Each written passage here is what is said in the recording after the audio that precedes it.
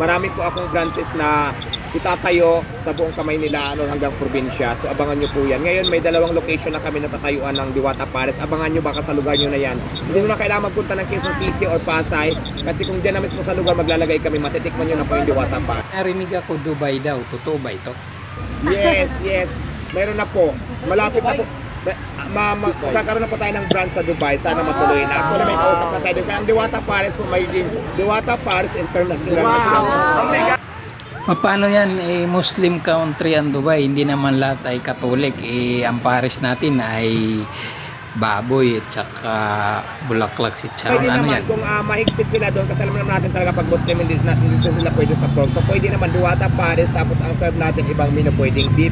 Kasi yung Diwata Pares natin ngayon hindi lang po pork yung sineserve, hindi lang yung lechon kawalang sa chamburak. Marami na po tayong menu.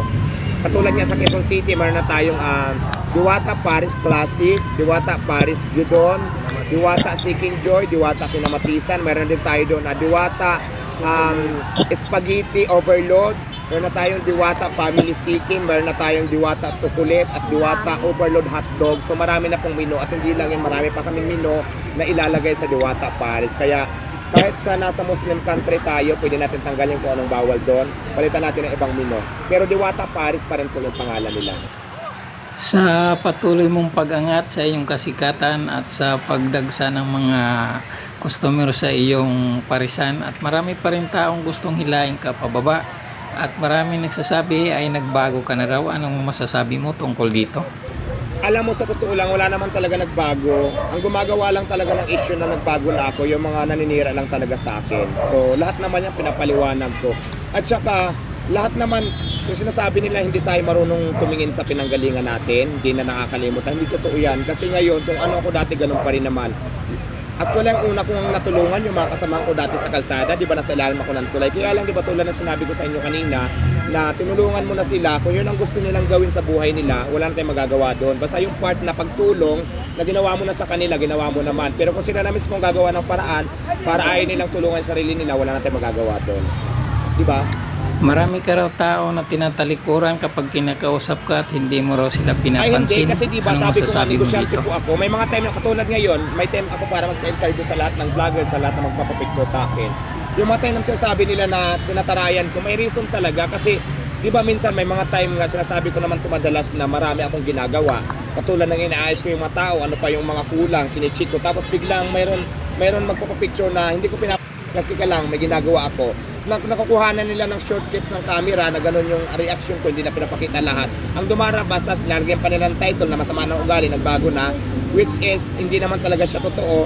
Ang gumagawa lang yan talaga, yung mga nag-upload na mga, hindi ko alam po anong pinaglalaban nila sa buhay nila. Matagal ko na itong naririnig, nagpapabayad ka daw ng 1.5 pag nagpapapicture. Maghanap pa dito ng kahit isa na siningil ko ng 1.5, kasi pagka may nangyari na siningil ko, harap mo sa akin ngayon, dudublihin ko pa, kahit triplihin ko pa. Silang bibigyan ko, hindi pa ako nanghingi ng ganyan. At wala akong, minsan hindi ako nag-attempt na kahit piso nanghingi ako para sa magpapapicture. Walang ganon. Kilala ka na, marami na siguro nangingi sa iyo ng tulong sa ngayon dahil sa iyong kasikatan. Actually naman ako, marami nga dito, parang nagmukha na nga tayong di ba? Nagmukha na tayong charity talaga ng mga nanghingi ng mga kailangan ng tulong. Ako naman talaga, yung deserve lang at saka kaya ko, nagbibigay talaga kahit walang camera. Kaya lang minsan, parang yung iba, parang budol na kasi yung dating eh. Yung nagpapanggap na pauwi ng probinsya, nagpapanggap na may sakit, tapos pag tiningnan mo yung certification nila na totoo kung may sakit sila, o kaya yung mga namatayan, matagal nang patay, 10 years na, tapos yung mga medical dala certificate nila, hindi naman sa kanila, tapos yung mga ganon, kaya parang nagiging na rin sa nagiging racket. Kaya yung iba talaga, na kaya ko na alam kung deserve talaga, so nabibigyan ko naman, pero hindi lahat. Kasi sobrang dami na din nanghihingi sa akin ng tulong na hindi naman po tayo mayaman, hindi naman tayo agency na talaga nagbibigay ng mga ganun eksena. So, yung kaya ko lang at saka yung alam kong deserve. Marami nang sumikat na kagaya mo at ang kasunod nito ay pumasok sa pagiging politika. Ikaw kaya may plano ka rin ba maging isang politika? Ay, wala naman akong plano pumasok sa politika. Busy na tayo sa pagtitinda.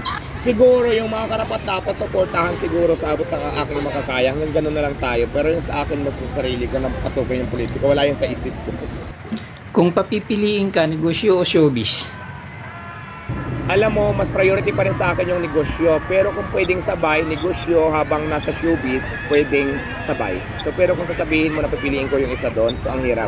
Para sa akin, kung saan ako nakilala, kung saan ako naging inspirasyon ng karamihan, so doon muna ako. Pero kung pwedeng pagsabayin, bakit hindi? Kung kaya naman ang katawan ko. Sa mga small vlogger na hindi mo na pagbigyan nung ikaw gustong interview, ano mo sasabi mo dito sa kanila? Alam nyo, ang kailangan ko lang naman din talaga sa lahat na nagko-content dito sa akin, hindi naman sa hindi ko ay pinagbibigyan ng, ako nga di ba sinabi ko na dati na kahit basher pwede nga. Pero di ba, hintayin nyo lang yung time talaga na may time tayo magpa-interview, huwag na naman natin isabay ng may ginagawa, sobrang busy ko, tapos bigla kayo sa singit, nandiyan kagad yung camera, igaganon nyo kagad sa akin, tapos may mga tanong kayo, tapos hindi ko ay pinapansin, kasi nga may ginagawa ako. Pero kung nasa lugar, ang sinasabi kasi nila, pag wala daw dala, o small vlogger lang, hindi ko na daw pinapansin. Ganun kasing lumalabas eh. Pero subukan na daw yung mga ibang mga sikat, saka daw ang abot ng ngiti. Kung hindi po, kasi yung mga sikat na yan, lilinawin ko ulit, tayo ko naman ito sinasabi. May appointment yan. Kaya pagdating nila dito, priority talaga sa akin kasi bago pa sila dumating, naka-schedule na yan. Maraming nagpupunta sa akin na parating na si madam, parating na si boss. So, nasaan ka na? Pwede na ba tayo maganyan? Unless doon sa mga small vlogger na sinasabi nila na walang appointment, tapos ang gusto pa nila mangyari pagkadating ng camera, kahit busy ako, kung anong matanong nila masagot ka agad natin, may 13 ka agad natin. Pag hindi natin pagbigyan kasi may camera na nakaharap, pag gano'n na tayo, may nalikuran natin sa kasi may ginagawa tayo, lalabas na naman doon sa mga clips nila na masama ng ugali pagka small vlogger. Ganyan nakikita ko eh. Pero kung buong video pakita nyo lahat, wala pong ganon. Ang nangyayari kasi for the views, yung short lang na video na kung saan may negative videos lang ako, yun talaga ang pinupost nyo para pag-usapan. So yun lang naman, wala na akong pakialam doon kasi tulad niya ang sinasabi ko, as long as kahit sobrang dami na nagbaba sa akin, naninira sa akin, gusto magpabagsak sa akin, sabi ko nga sa inyo, pag Diyos ang nagtaas sa inyo, kahit sino pa kayo, tao lang kayo, Diyos lang nagtaas sa iyo, wala na makakahigit pa doon. Di ba? At anong gawin mong paninira kung Diyos talaga ang tutulong sa iyo para umangat ka, itaas ka, wala kayong magagawa. Tao lang tayo pare-pareho. Wala tayong karapan husgahan ng isang tao kasi tao lang tayo pare-pareho. Diyos lang may Tama ka karapatan dyan. maghusga at magtaas sa atin at magbaba. Hindi po kapwa natin, mga tao lang din.